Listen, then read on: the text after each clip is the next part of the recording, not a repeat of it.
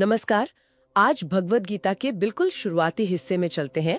पहला अध्याय और श्लोक 3 से 6 पर खास ध्यान देंगे। जी। कुरुक्षेत्र का मैदान है, युद्ध बस शुरू होने को है और दुर्योधन पहुंचता है अपने गुरु द्रोणाचार्य के पास। हाँ, ये एक बहुत ही महत्वपूर्ण क्षण है। माहौल एकदम तनावपूर्ण है। तो श्लोक 3 में दुर्योधन कुछ कहता है द्रोणाचार्य से। कहता है, आचार्य, पांडु पुत्रों की इस विशाल सेना को देखिए, जिसे आपके ही बुद्धिमान शिष्य द्रुपद के पुत्र ने सजाया है। तो पहली नजर में तो लगता है कि बस सेना की तारीफ कर रहा है पांडवों की, लेकिन बात सिर्फ इतनी है क्या? नहीं, बिल्कुल नहीं। ये सीधी तारीफ नहीं है, इसमें एक कटाक्ष छुपा है, एक तरह की कूटनीति है। कूटनीति कैसे? दुर्योधन असल में द्रोणाचार्य को उनकी एक पुरानी, कह सकते हैं, भूल की याद दिला रहा है। कौन सी भूल? वो द्रुपद वाली कहानी। राजा द्रुपद और द्रोणाचार्य के बीच पुरानी राजनीतिक अनबन थी। हाँ, सुना है। तो द्रुपद ने यज्ञ करके एक पुत्र मांगा था, धृष्टद्युम्न, जिसे वरदान था कि वो द्रोणाचार्य का वध करेगा। ओहो, और उसी धृष्टद्युम्न को द्रोणाचार्य ने शस्त्र विद्या सिखाई। जी हाँ, यही तो विडंबना है। द्रोण ये जानते थे, फिर भी उदारता दिखाते हुए उसे पूरी सैन्य शिक्षा दी। और अब वही धृष्टद्युम्न पांडव सेना का सेनापति बनकर सामने खड़ा है। बिल्कुल। तो दुर्योधन का इशारा यही है। वो कह रहा है, आचार्य देखिए, आपकी उस दिन की उदारता आज हमारे लिए संकट बन गई है। अच्छा, तो ये एक तरह से उनको उकसाने की कोशिश है। हाँ, बिल्कुल। वो चाहता है कि द्रोणाचार्य अब पांडवों से लड़ते हुए कोई नरमी न बरते, कोई उदारता न दिखाएं। ये उसकी चाल है। ये तो काफी गहरा दांव है। लेकिन द्रोण जैसे अनुभवी गुरु क्या ये समझ नहीं रहे होंगे? समझ तो रहे होंगे, जरूर समझ रहे होंगे। द्रोण कोई साधारण योद्धा या गुरु नहीं थे, लेकिन दुर्योधन अपनी तरफ से एक मनोवैज्ञानिक दबाव बना रहा है। अतीत को कुरेद कर, है ना? हाँ, अतीत को कुरेद कर गुरु शिष्य संबंध का वास्ता देकर वो हर कोशिश कर रहा है कि द्रोण पूरी तरह कौरवों के पक्ष में रहे। ठीक है, ये तो हुई श्लोक 3 की बात।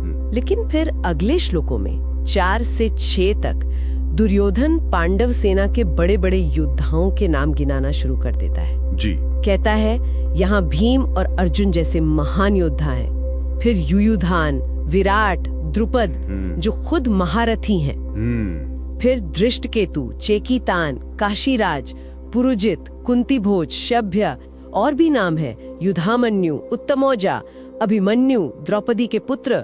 और कहता है ये सब महारथी हैं। हाँ, ये लिस्ट काफी लंबी है और ये महारथी शब्द यहाँ बहुत महत्वपूर्ण है।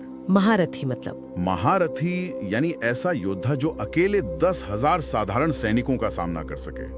बहुत बड़ी बात है ये। तो इतने सारे महारथियों का नाम लेना ये क्या दिखाता है? दुर्योधन का आत्मविश्वास या कुछ और? देखिए, आमतौर पर तो राजा अपनी सेना का हौसला बढ़ाता है, शत्रु की ताकत का बखान नहीं करता। सही बात है। तो इतने सारे पांडव योद्धाओं का, वो भी महारथी कहकर जिक्र करना, ये कहीं ना कहीं दुर्योधन की अपनी चिंता, उसके अपने डर को दिखाता है। मतलब उसे पांडवों की सेना बहुत ज्यादा शक्तिशाली लग रही है, शायद असलियत से भी ज्यादा। बिल्कुल।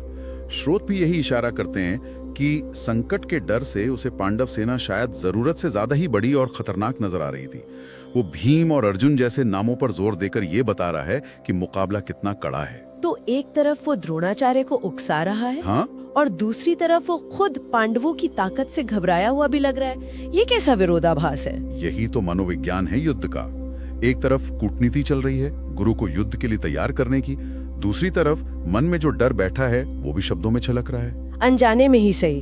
हाँ, शायद अनजाने में। वो शायद ये जताना चाहता है कि देखो, हमें कितनी बड़ी चुनौती का सामना करना है, इसलिए पूरी ताकत से लड़ना होगा। पर ऐसा करते हुए वो अपनी असुरक्षा भी जाहिर कर देता है। तो इन शुरुआती श्लोकों से हमें दुर्योधन के चरित्र की एक जटिल तस्वीर मिलती है। बिल्कुल। एक चालाक राजनेता भी है और अंदर से डरा हुआ एक इंसान भी। वो अपनी कूटनीति से स्थिति को नियंत्रित करना चाहता है, पर उसका डर भी उस पे हावी हो रहा है। जी। और ये दिखाता है कि कैसे बड़े बड़े योद्धा भी निर्णायक क्षणों में मानवीय भावनाओं जैसे डर, असुरक्षा, अतीत का बोझ, इनसे अछूते नहीं रहते। ये सिर्फ युद्ध की रणनीति नहीं, बल्कि मन के अंदर चलने वाले द्वंद्व की भी कहानी है। एकदम से।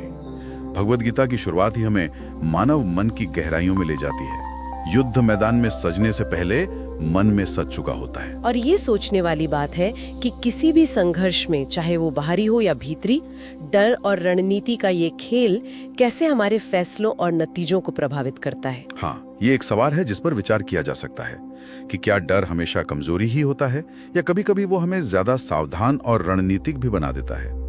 ये गीता के आगे के अध्यायों के लिए एक अच्छा स्प्रिंग बोर्ड है।